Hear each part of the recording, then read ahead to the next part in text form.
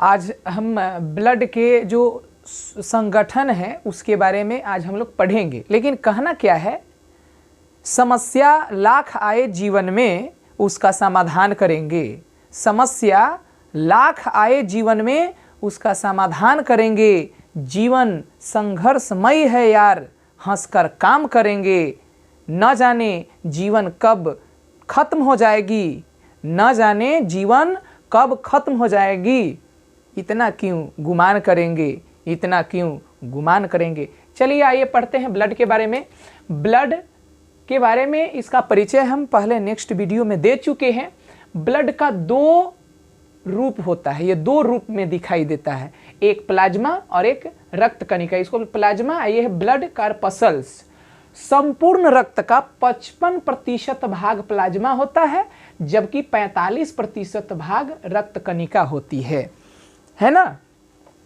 Plasma क्या है, तो खून के तरल भाग को प्लाज्मा कहते हैं। खून के तरल भाग को प्लाज्मा कहते हैं। प्लाज्मा का रंग क्या होता है, पीला होता है। इसमें हीमोग्लोबिन नहीं पाया जाता है। प्लाज्मा करता क्या है ये जानेंगे। हमारे बॉडी में प्लाज्मा करता क्या है, तो ये एंटीबॉडीज का फॉर्मेशन करता है, मतलब एंटीबॉडी को तैयार करता है। कोरोना बीमारी में प्लाज्मा ही डोनेट हो रहा था, है ना। एंटीबॉडी दो तरह के होते हैं, अल्फा और बीटा। अल्फा और बीटा, इसका स्ट्रक्चर हम बना दिए है, इसको आप याद रखिएगा क्योंकि ब्लड ग्रुप में इसके बारे में पढ़ना है। और ये बीटा का स्ट्रक्चर इस प्रकार से होता है।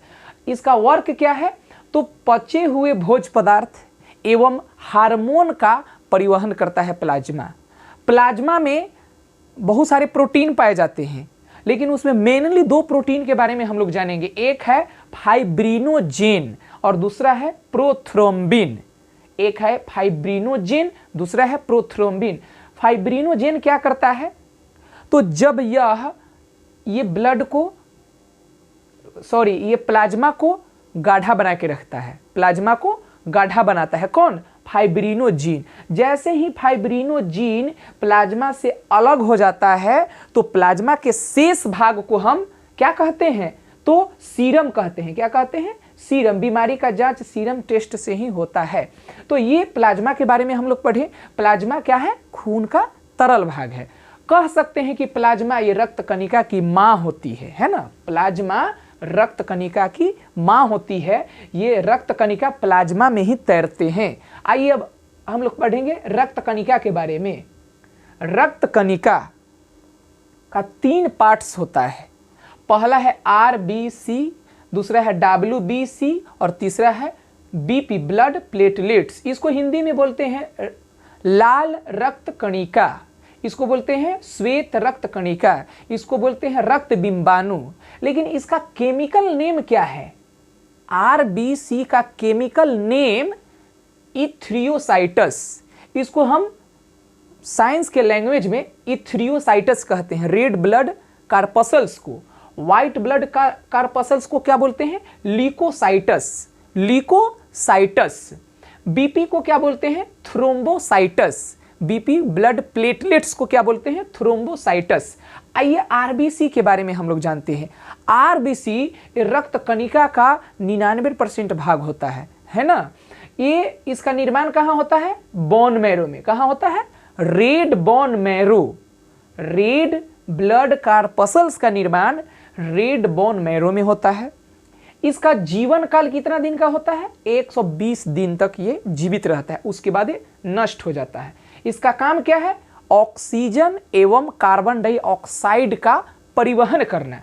ये कहाँ जाकर नष्ट होता है, तो ये पलीहा में जाकर एस्प्लीन, जिसको हम तिल्ली कहते हैं, पलीहा में जाकर ये विखंडित हो जाता है। और मरता कहाँ है, तो लीवर में। इसलिए लीवर को हम ग्रेवयार्ड मतलब कब्रिस्तान कहते हैं रेड ब्लड सेल का। रेड ब्लड सेल का कब्रिस्तान कौन है, लीवर। कौन है, लीवर। आगे बढ़िए, यहाँ WBC लीकोसाइटस। लीकोसाइटस का जो सेल होता है ना, वो अनियमित आकार के होती है, अमीबायड, अमीबा जैसा। अमीबा एक कोशिकीय जीव है, उसका आकार क्या होता है, अनियमित। तो ये व्हाइट ब्लड सेल का आकार क्या होगा, अनियमित होगा। ये हमेशा ये अपना आकार बदलते रहता है और ये प्लाज्मा में घूमेगा।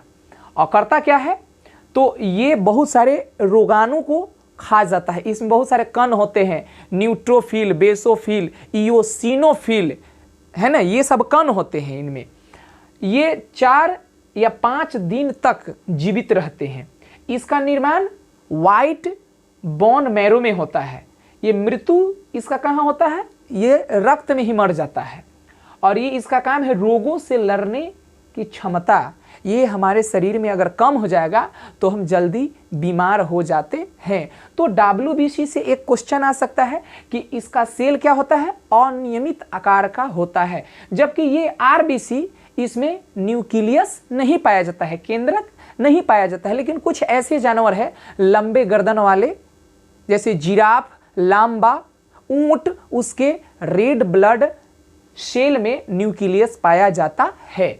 आगे बढ़ते हैं BP, इसको बोलते हैं ब्लड प्लेटलेट्स। ब्लड प्लेटलेट्स, ये ब्लड प्लेटलेट्स कब डाउन होने लगता है? जब डेंगू हो जाता है तब। उस समय प्लेटलेट्स पूरा डाउन होने लगता है। तो उस समय लोग पपीता का जूस, उसके बाद एलोवेरा, है ना, गिलोय, बकरी का दूध, व्हीट ग्रास, ये सब सेवन करते हैं, जिससे उनके शरीर में प्लेटलेट्स तेजी से बढ़ता है।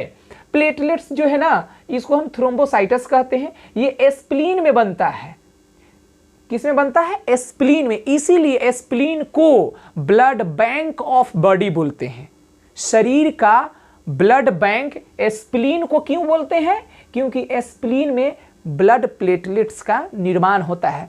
और एक बीमारी है मलेरिया। मलेरिया बीमारी में क्या होता है? तो हमारा एस्प्लीन बढ़ जाता है, एस्प्लीन बढ़ जाता है। मलेरिया रोग प्लाज्मामोडियम के कारण होता है ना। ये इसका जीवन काल 3 से 5 दिन का होता है। BP का जीवन काल 3 से 5 दिन का होता है। इसका मेन काम क्या है? रक्त थक्का बनाना। क्या करना? रक्त को थक्का बनाने का काम करता है। इसमें थ्रोम्बिन, प्लास्टिन, ये सब झिल्लियाँ पाई जाती हैं जो ब्लड को क्लॉटिंग करता है ना। कब? जब कहीं कट जाता है उस समय। लेकिन एक प्रश्न है, क्या ये हमारे बॉडी के अंदर ब्लड वेसल्स में ब्लड क्लॉटिंग कर सकता है?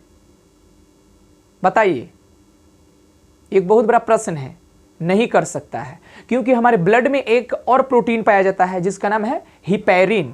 और हिपैरिन हमारे शरीर के अंदर खून को जमने नहीं देता है ना। समझ में आया?